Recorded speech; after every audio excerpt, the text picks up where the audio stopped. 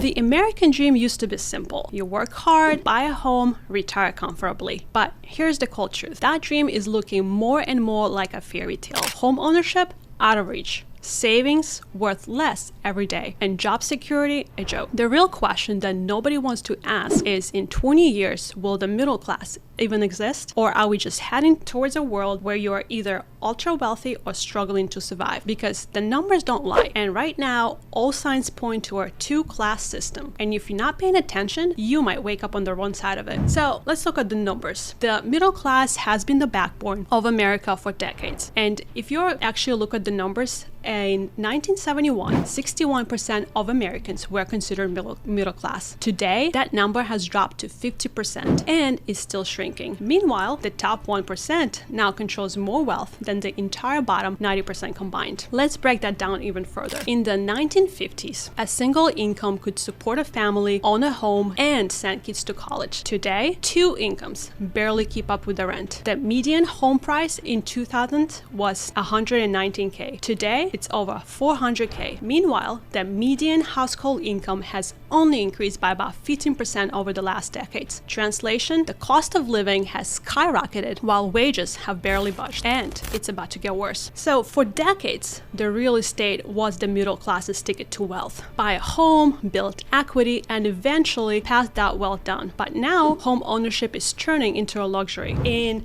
1980, the average home costs just 2.5 times the median household income. Today, it's over 6 times the median income. That means that home ownership is moving out of reach for millions of Americans. And if you think that renting is a solution, well, guess what? Rents are up 149% since 1985. So if you don't already own a property, you're in trouble. And if you're waiting for the time when home prices just crash, well, good luck, because corporations are buying up entire neighborhoods and they're not selling them back. And job security, well, that's a myth. Once upon a time, if you got a college degree, a good job, you were set for life. Now, 65% of today's jobs could be automated by 2035. AI is replacing white-collar workers faster than factories replaced farmers. So the good job you were banking on, it may not exist in 10 years. And let's talk about the corporate loyalty. In 1950, the average worker stayed with the company for 20 years. Today, the average tenure is just 4. Well, why? Because companies don't need you long-term. They're cutting costs, automating roles, and outsourcing talent overseas. And if you're not leveling up your skills, you're replaceable, period. The middle class isn't just shrinking, it's being erased. Look at where things are going. AI and automation will replace entire industries. If your job is repetitive, predictable,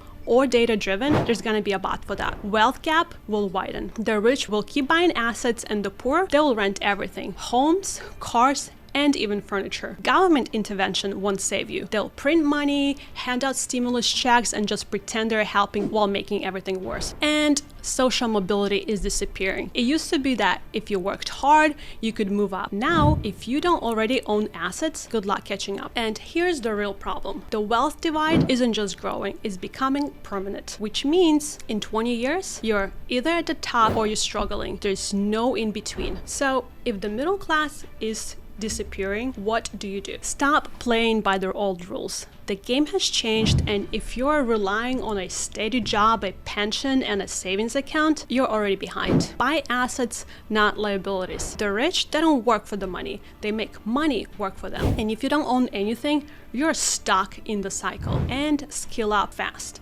because AI is replacing low-skill jobs, and if you don't bring a unique skill to the market, you're disposable. And lastly, understand leverage. The rich use debt to build wealth. The middle class uses debt to survive. Learn the difference. Stop thinking small. The economy is changing fast, so playing defense won't save you. You need offense. The real truth, most people won't do this. Most people will keep working hard, saving what little they can, and hoping that things will just get better. But hope is not a strategy, because the only way to survive what's coming is to stop thinking like the middle class before it disappears. This is Thrive Network. Comment, like, subscribe, because we go deep every week.